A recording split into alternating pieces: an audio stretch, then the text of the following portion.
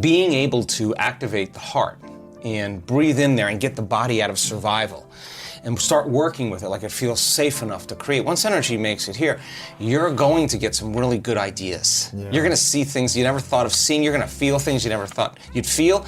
And the images that you're creating, what are they doing? The thoughts that you're creating, they're making more of those chemicals. And now you're feeling more of the feeling of your future before it happens. You're giving your body a sampling, a taste of the future before it's happened. Keep doing that enough times, and that feeling is going to become very familiar to you.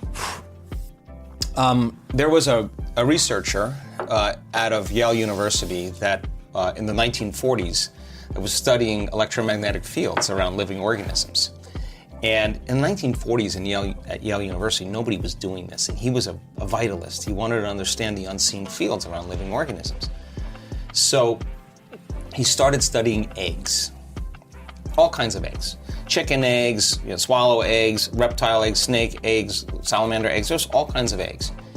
And he was using a magnetometer, and what he found was 100% of the time, no matter what egg he measured, the positive charge was always at the head, and the negative charge was always at the tail. Well, if you have positive charge on one end and negative charge on the other end, you got an external electromagnetic field called the magnetic field. That's a magnet, right?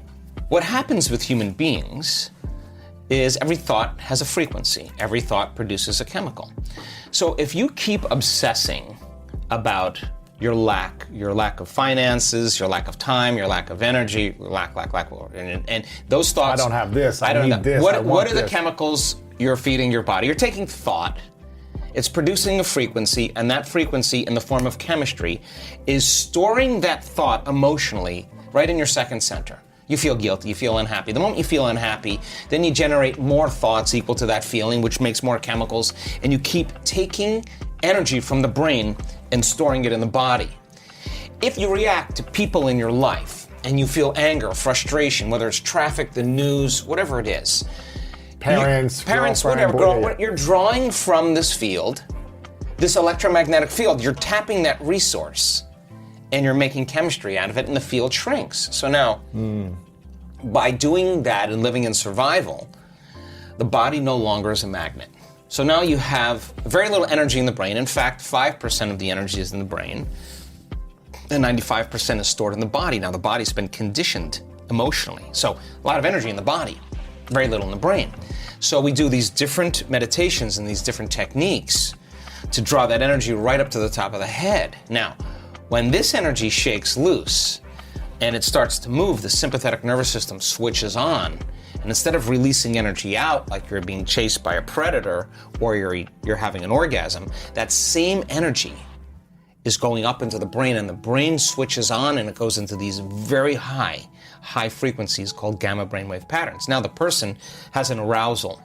It's energy that's being released into the brain, and you can only describe it as ecstasy or bliss. So the energy of guilt that was stored from thinking and feeling in the same way releases, and it travels up to the brain and is going back. And when it reaches the brain, what happens?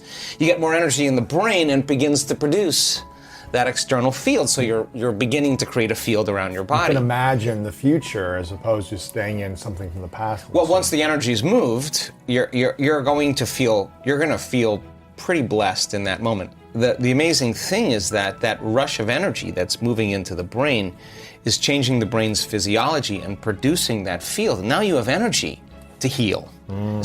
Now the body is a magnet again. And it's as the energy moves up the spinal cord and it starts passing through those spinal nerves, and there's a lot of dynamics going on the body, that energy that was once stored in that one of those energy centers that's released is energy to heal, energy to create a new future. You're replenishing your field, and now the body becomes more of a magnet instead of an inert piece of metal with no charge, right? So the person then who's reacting to whatever person or circumstance in their life, the stronger the emotion that they feel towards politics, towards the traffic, towards their girlfriend, social towards their media, ex, whatever, the more they're paying attention to it. But where you place your attention is where you place your energy. Well, you're not creating. What you're doing is you're tying up your vital life force. You're giving your power away to that person or that circumstance that you could be using to create a new life with. So when a person's sitting in their meditation, and I love doing this, we just had an event in Marco Island. I'm going to take people further than where they normally go. I know they're going to go, oh, well, I'm done with my meditation. No, you're not done. We're going to take you to that point where that feeling is so in your face, and you can't turn on your cell phone. You can't get up and walk away because 1,000 people are not getting up and walking away, and you're part of the community. You're sitting in the fire, and you have one of two choices. You can let that brain run on programs and hardwired patterns, and the arousal will drive your brain further out of balance, or you'll practice the formula. And as you lower the volume to that emotion, you're going to take your attention off that person or problem, and guess what? Here comes energy back to you. You're taking your power back. And now you're building your field that way. And when that happens, energy starts to move up into the heart. Once it makes it to the heart, it's going to the brain. So we start seeing people, their hearts naturally open up. And all the things they thought they wanted when they came to the event, they no longer want because they feel like they have it. They don't need it anymore. Because they feel like they got the feeling before the experience, so that they feel so whole that they no longer want. And they're not looking for their future anymore. You only look for it when you feel lack. When your body's conditioned emotionally into the future, why would you look for it when it feels like it's already happened? Now, this is where it gets weird, because now things start coming to you, and you're no longer in need. And when it comes to you, go, oh, here. Take it, I don't want it. I just wanted to know that I could create it. And people create a lot of wealth in our events. Yeah. And the first thing a lot of people do is they say, I'm buying a cruise for you. I'm buying you your car. Oh, Mom, I'm getting you that house. Why do they do that? Because they're so excited. They feel so amazing, and they're thinking, I could do this again. Why would a person in lack wouldn't give? A person who's abundant would give, because they know how to create. So now the game changes. It's no longer about the self. And you're doing it because that you know that you can create it. So then maintaining that state, when you're in love. Yes. When you're in love. In your body. You are in love. Not in another relationship. No, you're not looking for it. You're not looking for it. You would be in lack. When you're in love, there's nothing to do. You're in love. You're the magnet. You are it. And so you are love. Yeah. So the events that come into your life would not only be just a reflection of a relationship with someone that you wanted to be intimate with. You would have meaningful, loving relationships that would enhance that feeling. And when it didn't, you would say, "Ooh, you know what? I don't know. I don't know if this is right for me." You would trust that because you worked really hard to nurture this, to protect it, to grow it, to trust it again, to open up, right? It takes a lot to do this. But we see men in our work. I was on them this week. I never let up on those guys. Big, macho guys. You want to know what courage is? Let's go. Let's open that heart.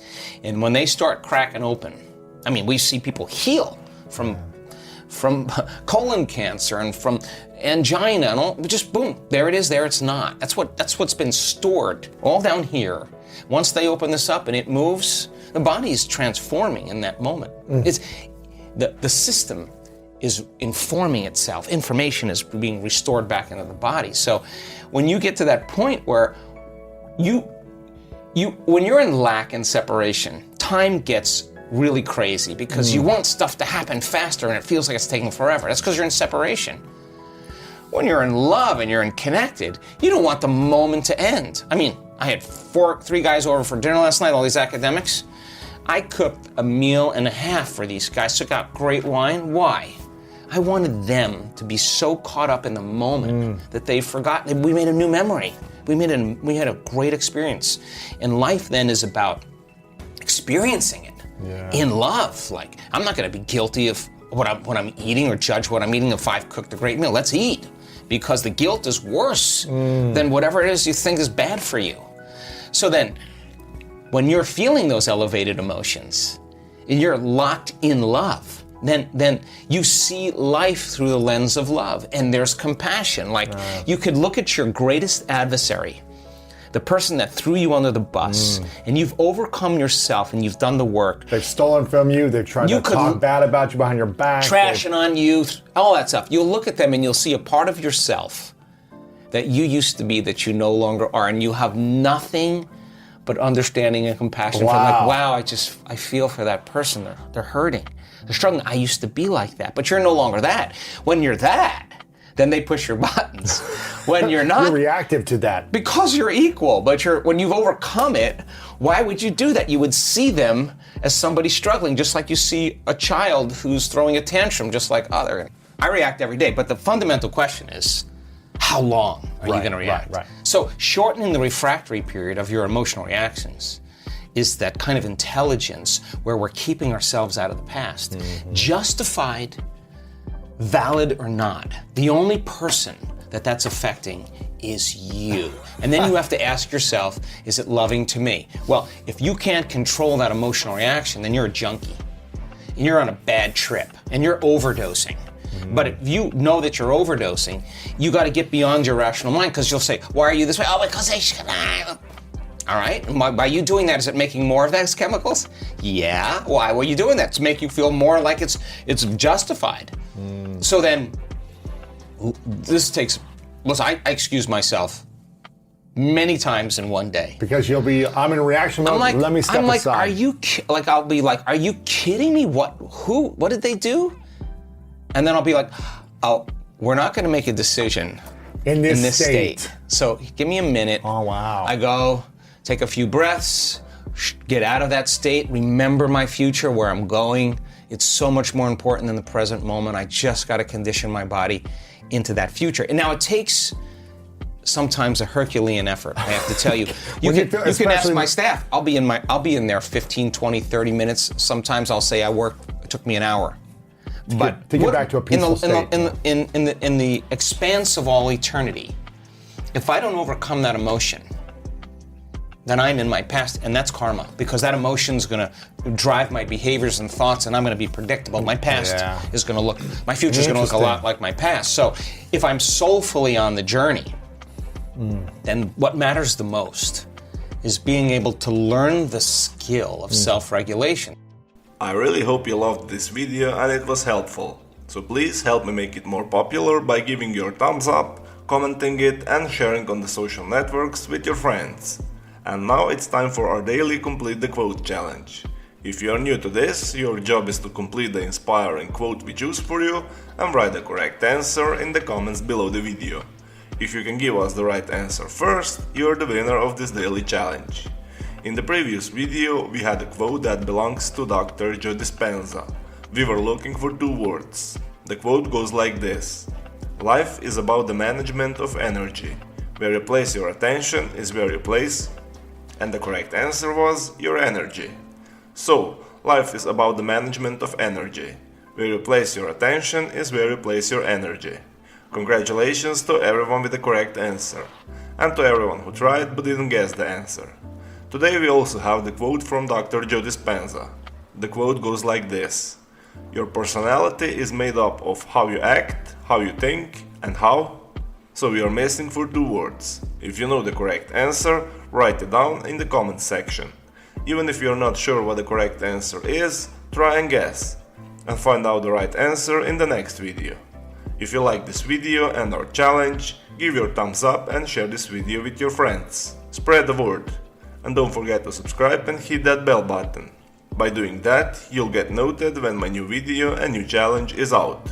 If you really like what we do here and want to support us, you can join our channel and our community for a symbolic fee and gain many other additional features. You can do that by clicking the join button next to the subscribe button, or you can click on the link in the description of this video. Stay good and have a great day.